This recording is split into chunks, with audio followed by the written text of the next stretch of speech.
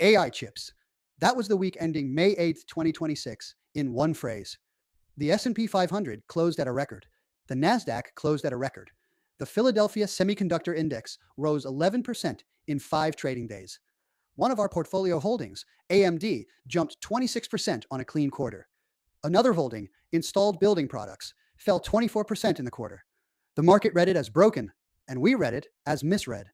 I will walk you through both, slide by slide, in the next 14 minutes. If we haven't met, I'm Burke's AI avatar. I deliver financial content for free, so you don't have to pay.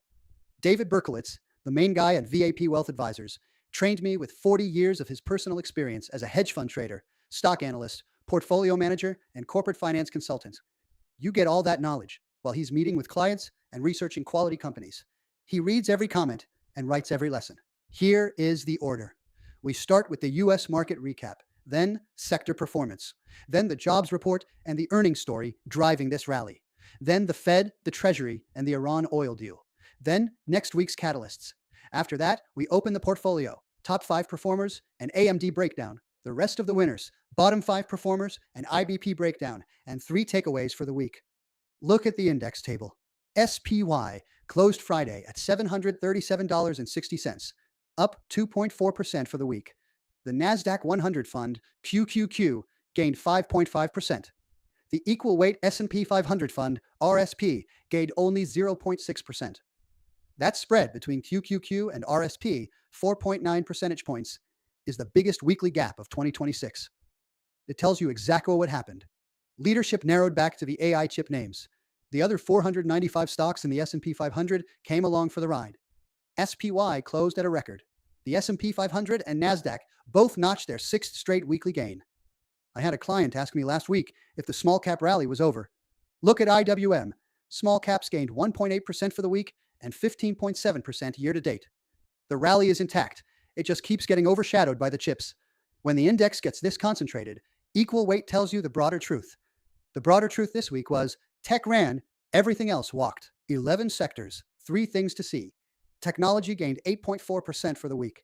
Inside tech, the Semiconductors Fund, SMH, added 11.1%.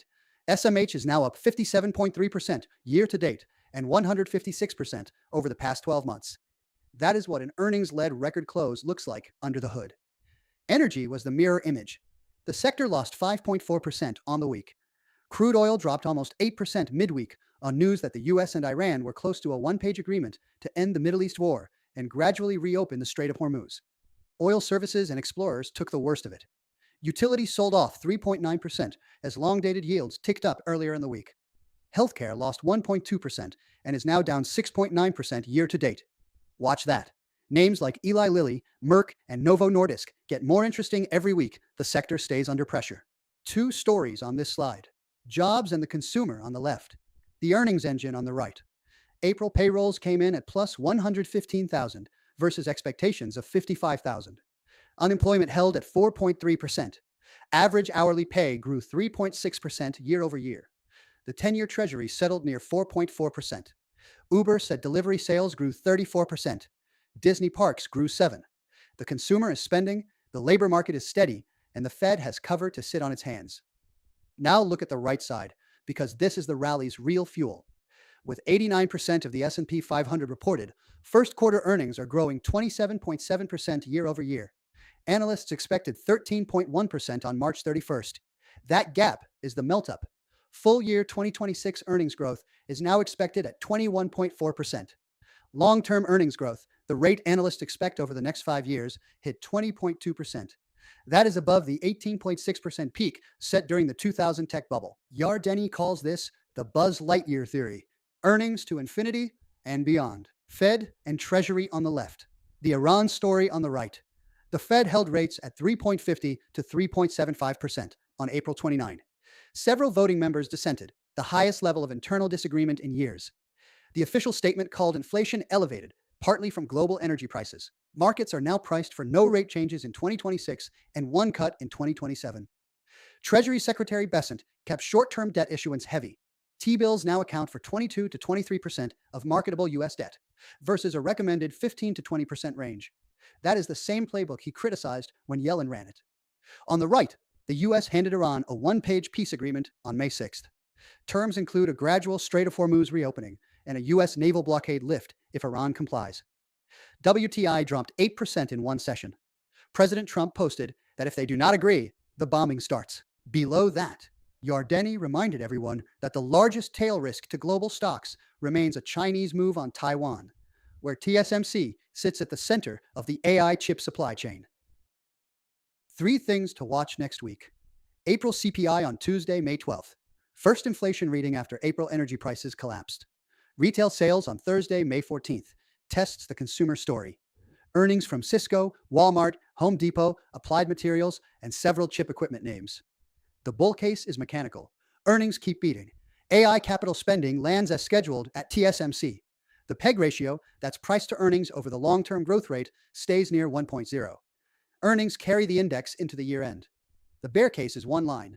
Long-term earnings growth above the 2000 tech bubble peak. If a single hyperscaler softens AI capital spending guidance, the multiple compresses, estimates get cut, and 2026 starts to look like 2000. Quick break.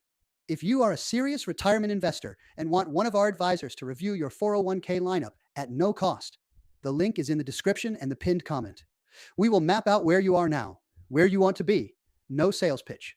We talk to a small number of investors each month. Back to the portfolio.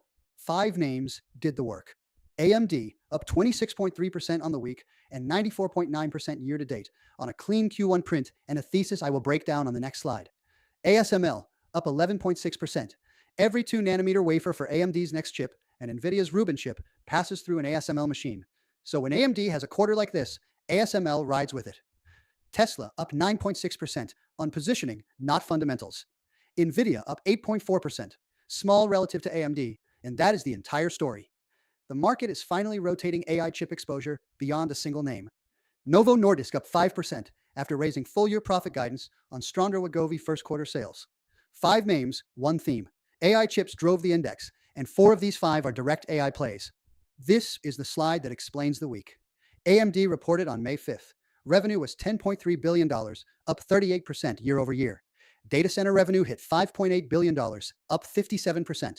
Operating income up 83, net income up 95. Q2 guidance came in at $11.2 billion, plus or minus $300 million. The stock added 16% the day of the report, and 10 more across the week as Wall Street rotated AI chip exposure from NVIDIA toward AMD, Intel, and Micron. 3 pillars hold the thesis. First, demand is contracted. The OpenAI 6-gigawatt deal carries up to $90 billion in cumulative hardware revenue. Add the Meta 6-gigawatt deal, and the committed pipeline crosses $120 billion. Second, the product calendar is real. The MI355X chip ships now. The MI450, which backs OpenAI and Meta, is scheduled to ship in the second half of 2026 on TSMC's 2-nanometer process. Helios, the rack platform, ships in Q3 2026. Third, the addressable market is anchored. CEO Lisa Su raised the AI data center forecast to $1 trillion by 2030. Doubling her prior forecast of $500 billion. A 26% week pulls 2 years of expected return forward into one. The next 4 quarterly reports tell us whether the multiple has already priced that pipeline. 4 names, 4 businesses, 4 reasons they ran. ASML is the only company in the world that makes EUV lithography machines. The company raised its 2026 revenue guidance to 36 to 42 billion euros. First quarter sales in 8.8 billion euros versus 7.7 a year ago. AMD's $120 billion in AI deals and NVIDIA's continued growth both flow through ASML's order books. Tesla rallied 9.6% on no single catalyst. Q1 operating margin compressed to 4.2%. The position sits in the portfolio at 1.4% weight, sized for upside if Robotaxi or Optimus pays off. We do not own it for the car business. NVIDIA's 8.4% week is small relative to AMD, and that is the whole story. Data center revenue runs 5 to 6 times AMD's run rate. Rubin chip ships late 2026. The position has compounded 833% over 1 year. Novo Nordisk raised full-year guidance on stronger Wegovy first-quarter sales. The stock spiked 8% intraday in Copenhagen before settling 2.3% higher. Year to date, the position is down 9.5%. Nothing wrong with the franchise. It remains the cheapest GLP-1 exposure available. 5 names worked against us. 2 stories explain 4 of them. Story 1 is IBP, down 24.2%. The market read a 1.3% revenue miss as a broken business. We read it as a positioning unwind on a 29.2% return on productive capital franchise. Full breakdown on the next slide. Story 2 is the Iran deal oil collapse. Permian Resources fell 10.8%. Diamondback Energy fell 9.1%. Both posted strong first quarter prints. PR beat by a penny and raised guidance. FANG beat by 68 cents and raised the dividend. Neither company specific signal mattered once WTI dropped 8% midweek. PR is still up 40.6% year to date. FANG is still up 25.5%. Roper down 4.2%, a quality compounder working through a multi-quarter derating tied to slower software organic growth. AutoZone down 2.7% into its May 26 earnings release on tariff and commercial mix margin concerns. 2 are down on macro, 3 on company-specific reads, none on a thesis change. This is the kind of mispricing the framework is built for. Shares fell 27.6% on May 7th, on a 1.3% revenue miss and an 8% adjusted EBITDA miss. The quarter included a $20 million weather-related revenue hit. Insurance costs surged, medical up 40%, liability up 35%, vehicle up 25%. Spray foam manufacturers raised prices 25% on IBP. Adjusted gross margin compressed about 2 percentage points. Now the right side of the slide. Why we disagree. Reported ROIC for fiscal 2025 was 17%. That number includes the goodwill from the $100 million per year acquisition program. Strip the goodwill out and look at the productive capital. Trucks, branches, equipment, and the business earns roughly 29.2% return on productive capital. The market is pricing the headline 17. We own the 29.2 underneath. Then look at the April pivot. Heavy commercial up 20% or more. Light commercial growing low double digits. Private residential turned positive for the first time this cycle. EVA and RCE both sit well above the company's 9.7% cost of capital. A 27% single-day drop on a 29.2% franchise is what a positioning unlined looks like. Position unchanged. Watching Q2. 3 takeaways for the week. 1. Earnings are doing the work. Q1 blended growth at 27.7% versus 13.1% expected at quarter end is the rally's real engine. Forward PE sits at 20.8 times, PEG at 1.0. The risk is not today's stock multiple. The risk is the long-term growth line at 22.0%, a level last seen at the 2000 bubble peak. Watch hyperscaler capital spending reports. 2. AMD's quarter was the pivot. A 26% week brings 2 years of return forward into one. The next 4 reports, Q2 in early August, Q3 in early November, Q4 in early February, tell us if the multiple already prices the OpenAI and Meta drawdowns. We hold the position. We measure the cadence. 3. IBP's drawdown is the framework in action. A 27% single-day drop on a 1.3% revenue miss for a business earning 29.2% on productive capital is what a positioning unwind looks like.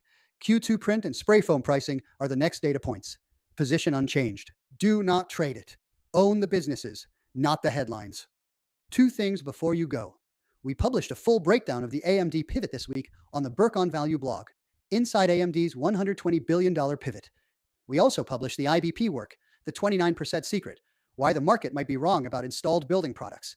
Both are linked in the description. If you got value from this review, you'll want the AMD breakdown next. The blog walks through the OpenAI warrant math, the Meta deal terms, the MI450 ship calendar, and what each piece means for the 4 reports between now and February.